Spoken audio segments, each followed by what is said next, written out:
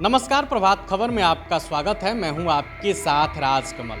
पटना में नीट छात्रा मौत मामले को लेकर बवाल थमने का नाम नहीं ले रहा। अब इस पूरे मामले में एसआईटी की टीम गठित होने के बाद से लगातार पुलिस अपना काम कर रही है। अब एसआईटी की टीम ने बिहार के डीजीपी विनय कुमार को अपने 7 दिनों की रिपोर्ट को सौंप दिया है। कहा जा रहा है कि इस रिपोर्ट में कई बड़ी बात कही गई है। हालांकि अभी तक पुलिस ने इस बात की पुष्टि नहीं की है कि रिपोर्ट में क्या क्या शामिल है। पुलिस कैमरे के सामने कुछ भी बोलने से बच रही है, लेकिन सूत्र बता रहे हैं कि इन रिपोर्टों में कई तरह के खुलासे हो सकते हैं। मोबाइल, सीडीआर से लेकर सीसीटीवी कैमरे और करीब 40 लोगों से पूछताछ के आधार पर बनाई गई इस रिपोर्ट में कई अहम खुलासे हो सकते हैं। बहरहाल इन सब के बीच एक और बड़ा खुलासा हुआ है।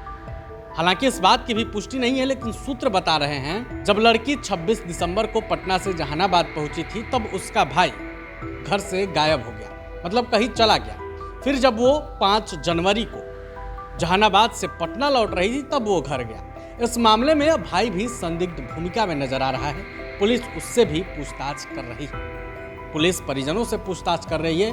परिजनों का आरोप है कि एसआईटी पुलिस हमारी बेटी को न्याय दिलाने की बजाय हमको टॉर्चर कर रही है। हालांकि इस पूरे मामले को लेकर अब तक कुछ भी स्पष्ट नहीं हो पाया है, लेकिन पटना जंक्शन से लेकर जहानाबाद तक के तमाम सीसीटीवी फुटेज को खंगाले जा रहे हैं। हॉस्टल के सीसीटीवी फुटेज को पहले से ही पुलिस अपने हवाले ले चुकी है और जो भी उसमें डाटा है पुलिस उसको ले चुकी है। हॉस्पिटल से लेकर लड़की के घर तक के जो कैमरे हैं, जहाँ तक कैमरे हैं, सबको देखा जा रहा है। जिस दवा दुकान को लेकर संदेह था पुलिस वहाँ भी गई, एसआईटी की टीम गई थी, वहाँ भी पूछताछ चली, वहाँ भी सीसीटीवी कैमरे खंगाले गए। दवा दुकानदार से जब बातचीत करने की कोशिश की गई तो वो क्या कुछ कह रहा है, आप ये वीडियो देखिए। कुछ लोग आए थे सर, जिन्हें हम बढ़िया से पहचान नहीं पाए। उन्होंने हमको कहा कि सर मुझे आपका कैमरा चेक करना है। हमने कहा कि आइए सर चेक कीजिए। उन्होंने चेक किया तो कैमरा का जो हार्ड डिस्क था ना फुल मिला, तो उन्होंने हमें सलाह दिया कि इसको आप कृपया बना करके बढ़िया से अपडेट रखिए। बस इतना ही बात तो हुई सर। फिर आगे भी उन्होंने कहा कि क्या कहा कि आगे भी पूछताछ? नहीं, आगे कहें कि अगर मान लिया कि ज़रूरत पड़े तो क्या आप हमें सहयोग करेंगे? हम कहे सर क्यों नहीं, एज ए जुनून पर्सन मैं बिल्कुल सहयोग करूँ। मैं भी सामाजिक नागरिक हूँ सर। किस मामले में पूछताछ की कुछ जानकारी दी? ना, ऐसा तो कुछ नहीं है सर।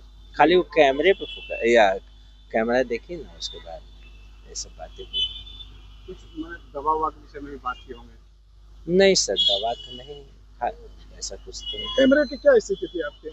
कैमरा स्थिति था सर कि करंट दिखा रहा था, सिर्फ फिगर हमको भी पता, हमको ना चलाने नहीं आता। तो क्या हार्ड डिस्क फुल था क्या? हाँ, तो उन्होंने चेक किया था, हार्ड डिस्क फुल था। तो बच्चे लोग थे, बुलाए घर से, तो बच्चे लोग कहेंगे हार्ड डिस्क फुल है।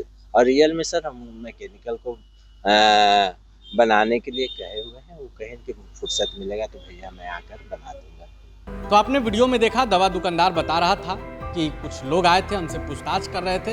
हालांकि अब तक स्पष्ट नहीं हो पाया है कि उसी दवा दुकान से लड़की दवा ली थी या फिर किसी और दुकान से। स्पष्ट ये भी नहीं हो पाया है कि दवा आखिर लड़की ही ली थी या फिर लड़की के किसी जानने वाले ने। बहरहाल इन तमाम बिंदुओं पर रिपोर्ट घूम रही है।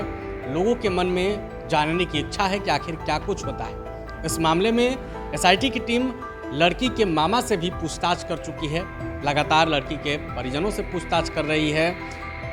दूसरी तरफ जो इस पर सामाजिक संगठन है वो पुलिस पर दबाव बना रहे हैं कि पुलिस मामले की लीपापोती कर रही है। पिछले दिनों ब्रह्मेश्वर मुखिया, जो कि रणवीर सेना के प्रमुख थे, उनकी बहू ने भी पुलिस को चेतावनी दी थी कि अगर पुलिस जल्द से जल्द कार्रवाई नहीं करती है तो शंभू गर्ल्स हॉस्टल पर हम बुलडोजर चलवा देंगे। लेकिन सम्राट चौधरी ने स्पष्ट कह दिया है कि हम पुलिस को फ्री हैंड दे दिए हैं। पुलिस अपना काम कर रही है। हॉस्टल संचालक नीलम अग्रवाल है, लेकिन मकान का मालिक मनीष चंद्रवंशी है। पहले से ही वो पुलिस की हिरासत में है। उसकी जमानत याचिका खारिज हो गई है। हालांकि आगे जो भी इस पर अपडेट आएगा हम आपको बताएंगे। आप बने रहे प्रभात खबर के साथ। शुक्रिया।